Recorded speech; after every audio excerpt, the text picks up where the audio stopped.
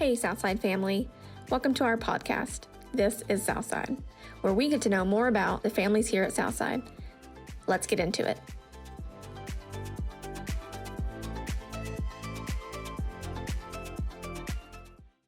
Since the filming of this episode, Sharon Koch has moved away and is no longer at Southside. We thank her for her dedication and service for the better part of a decade. If you are interested in getting involved with outreach, please reach out to the church office. Welcome to the show, Sharon. Thanks for being here. Thank you. So today, our first episode, how do you feel about that? Inaugural episode. Truthfully? Oh, You're setting I'm excited. Excited. Setting the tone for all the other guests. Sure. So the episode is about Southside Outreach, but before we get into that, let's get into who you are. So who is Sharon Koch? You currently are the what would you put your title as at the staff? Oh, that's a good one. I have no idea. I don't have a title. Administrator, I guess, or office administrator. Office administrator. Telephone answerer person. I don't know. Copier. There you do go. It all. Exactly. How long have you been at Southside? Been at Southside as a member for about 10 years. Okay. And what's your family makeup? Family makeup. I'm married to David Koch. Together we have 7 kids. Wow. 15 grandkids. That's biological, adopted, foster, altogether. Everything in between? Yes, in between. And so, and my grandson lives with us, Jonathan, so at home it's David and Jonathan and myself. Yeah.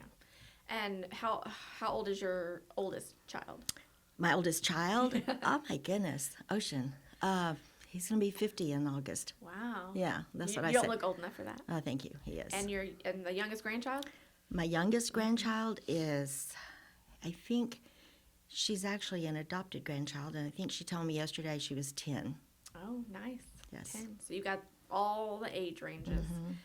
Mm-hmm. And so you're the office administrator here at church, and so you answer the phone calls, you do everything everybody asks you to do, including myself.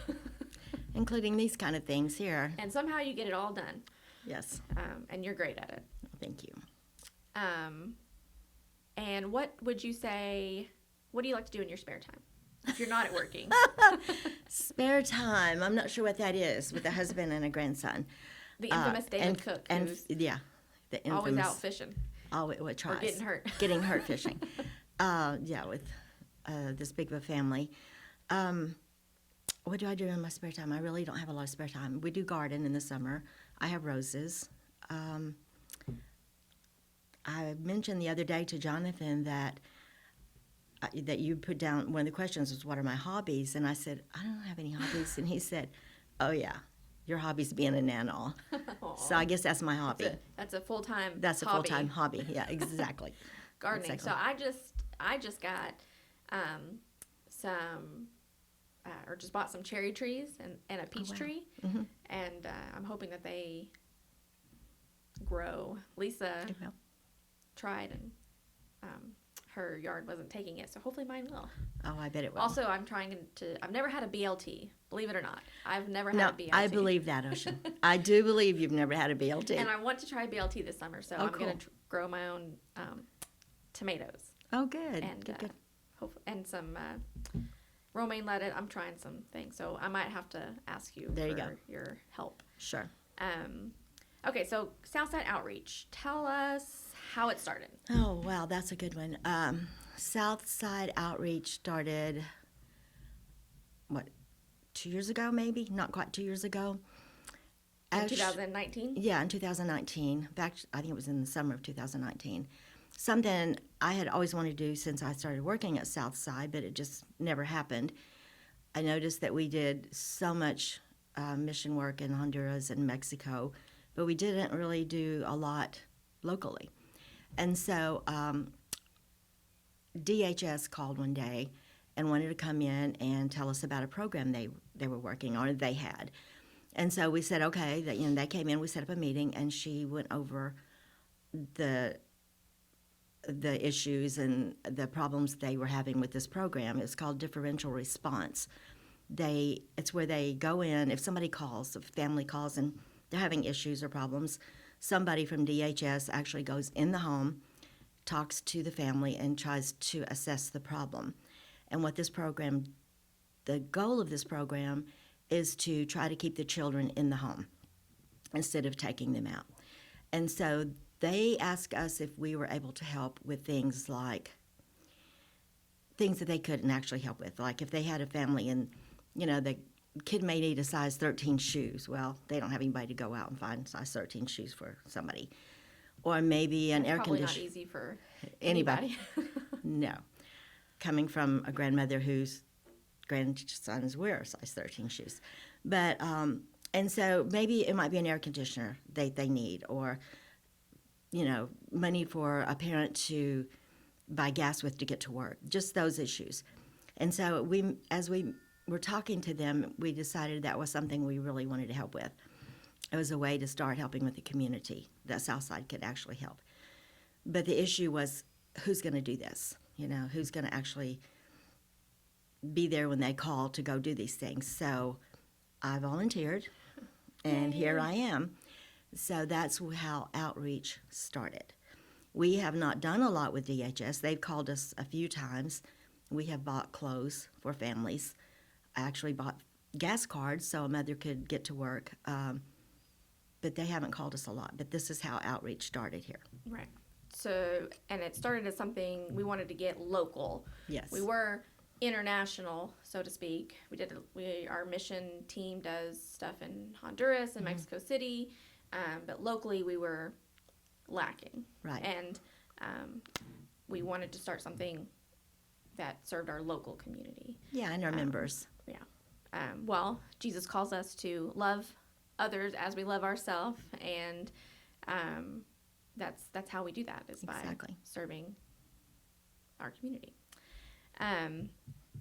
Who all do we, like a kind of a snapshot, who all do we help now, 2 years later, with Outreach? Who all have we?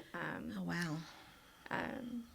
So DHS, I know that West Side, like some elementary schools, and then the food cards, of course. Tell us about the food cards. Okay. Well, after DHS, after we started with, agreed to help with DHS, we started thinking, how can we do something like local? And so we decided to choose 2 schools to help. And so we chose West Side Elementary because some of our members teach school there, and we have children going there, and also Heritage, which is where my husband teaches. So I called the schools, and they said West Side, they needed things like sweatpants, T-shirts, shorts, flip-flops. And so that's what we do. Every fall when school starts, I go buy lots and lots and lots of those things, and we take it, and they keep it in their closet. Kids come to school dirty sometimes, they need to change throughout the day. Things happen and they need to change. So we support West Side by doing that. And when I called Heritage, same thing. They actually have this really neat closet, and it has a title, but I can't think of what it is, where in the high school, it's open to anybody. The high school students can go in anytime they want, no questions asked. They don't have to ask permission. They can just go in and get what they need. There's clothes, there's deodorant, there's shampoo, there's anything a high school student would need. So we started out by helping with that the same way, sweatpants, sweatshirts, and that kind of thing. And I was introduced to Sharon Langston, who is the director of counseling in Rogers School District. She's over all the counselors. And she said, this is great, but I can tell you what we really need. And that was food cards, $5 food cards, fast food cards. Yeah. So. And what's important about the $5 food card? Well, $5 is something that, they can go to McDonald's or Wendy's, and for $5 they can get a hot meal, So, and it's easy just to. So, what happens is when we purchase the $5 food cards, I take it to the school district, to Sharon Langston, and she in turn distributes those to the counselors throughout the school district, because the counselors are the ones who works with the children, the students. These food cards go to our homeless students in Rogers, basically. And I had no idea there was hundreds of homeless, Yeah. children. Kind of shocking to know that that's happening in our community. Yes. All the In Northwest Arkansas, yeah. there's homeless students. Which, looking around Northwest Arkansas, it's hard to believe, but Exactly. it affects us for sure. So these students, I found out, they may sleep on a friend's couch one night and somebody else's the next night. They actually live in tents. If they're lucky enough to have a car, they sleep in their cars. So it's just nice for them to be able to go to McDonald's or somewhere and grab a hamburger. Yeah. So that's how and this has just really taken off. After I presented it to our members and started, talking about it, our members they're happy to help. I think I have spent, I don't know how much money, but I looked at the totals a few days ago, and I purchased over 1,300 food cards. Wow. $5 food cards, Yeah. and that's since September of 2019. That's amazing. Yeah. That's awesome. It is and amazing. I'm sure that they love to get those. Yes. But I'm sure the fast food restaurants are. Oh, no, they see know you me. coming, They don't see me coming, and they say, "Oh, it's you. Okay, let me go get some more cards out of the back. Hang on."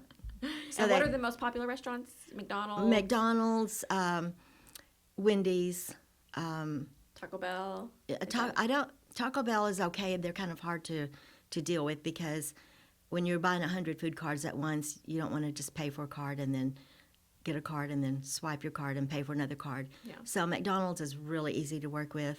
Wendy's, those are about the most two popular. And also they're close to the schools. Right. The kids can actually walk to McDonald's if they want to, or to Wendy's. Yeah. There's a Sonic near the McDonald's. Is that also an option? It is an option. And we want to, and so if someone sees us and wants to buy food cards for themselves, I mean, typically they just give you cash or check, and you just go and get the cards yourself. And that's what happens. And I would love for them to buy their own cards. So if someone wants to take that initiative and buy their own cards, it's $5. We don't want to do 10, or what? We want to do 5. Yeah, Okay. $5. They can usually get a pretty good meal for $5, and that's just what we've been asked to do. I mean, I'm sure if they want to put more money on a card, that would be great. But and in fact, there have been incidences where we've helped a whole family. There was one incident where there was a high school student. She had lost her parents. She was raising a couple younger kids. And so, I mean, she needed all the help she could get. We've, donated food cards to them, which, more than $5 would have been great for something like that. But Right. it typically is what we do is $5. Right. Any fast food, it doesn't have to be those two. Any fast food place would be great. Yeah. Okay.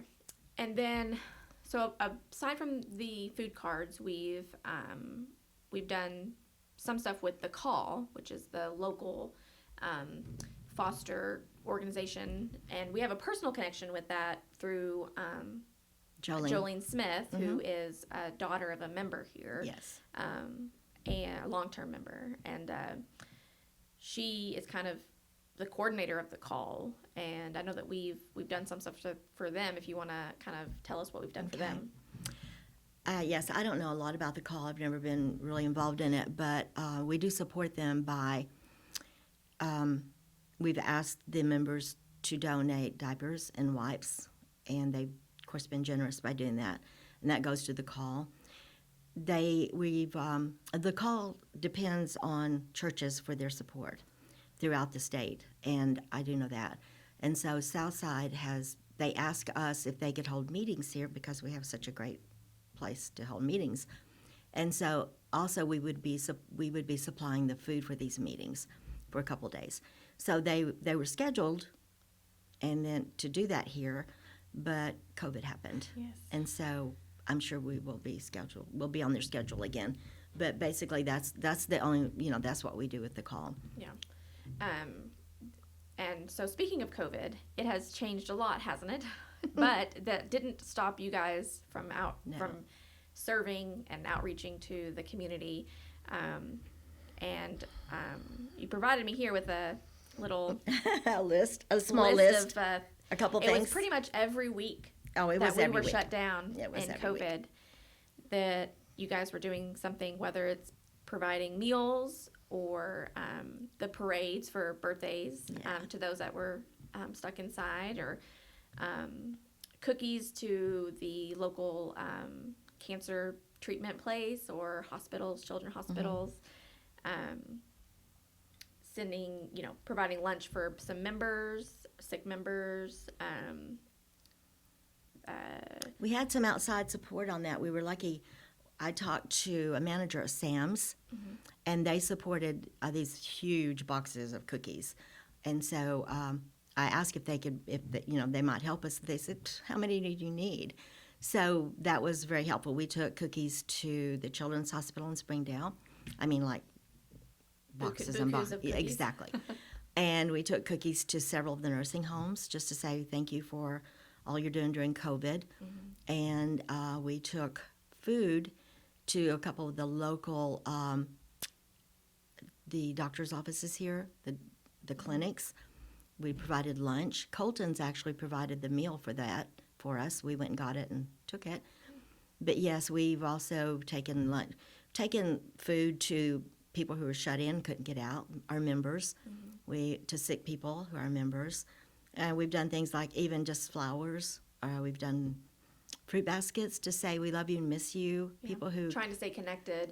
Exactly. To them during and COVID. I think it's meant a lot to those people who are not getting out and socializing, and it really does mean a lot. So outreach doesn't just reach the local community; it also reaches our family here at Southside. Oh, definitely. Our family. We're always doing something for. Yeah, our family first, basically. Yeah. We started out the first week that the office was closed down, and we closed the services down. We had a member who provided barbecue, so we got meals put together, and we did a drive-through barbecue handout. Yes, I free, remember that, free meals. Yeah. That's through awesome. So it's just been ongoing. You didn't miss a beat. No, we were very busy. Exactly. We were very busy. That is awesome. So how some people already know, I think the food cards is probably the most popular that people know about. But how can we at Southside, how can the Southside family help outreach? How can we help you? Oh my goodness. I think you're right, the food cards are the most popular. For one thing, I keep it out in front of everybody. I'm begging for money all the time. And the members are coming through. It's really great to be able to, if the school calls me and says, "Hey, we've got a family, we need help," it's really good to be able just to say, "Okay, let me get on it." But one of my biggest needs now that I'm working 4 days a week, since Judy retired and left us, I don't have the time I used to have to devote to the outreach. So I'm having trouble finding time to go actually purchase the cards. I really could use some help with somebody just, getting our credit card. They don't have to buy them themselves, and going to the fast food restaurants and purchasing the cards. Yeah. So that would be like a runner, someone to do your errands for you. That would be perfect, yes. That's my biggest need. Also, we need volunteers all the time, volunteers to help when we have somebody coming home from the hospital. We do food chains. Always need somebody to step up and take food. We need people to serve on our food committee, food committee is a list of names that we can call when we have a funeral here. Like, we haven't done that in a while, but now that we're starting to open back up, and I'm assuming we will start, having more funerals and funeral meals. I just need people it's really hard to call somebody and ask them if they can volunteer. Most people say yes. It would be nice if people would volunteer without having to be called, but, But yeah, we always need volunteers. And right now, we need volunteers for our children's ministry. We need volunteers for every aspect of Southside, basically. Yeah. If there's something, you're good at, call and tell us you want to work. We'll put you to work.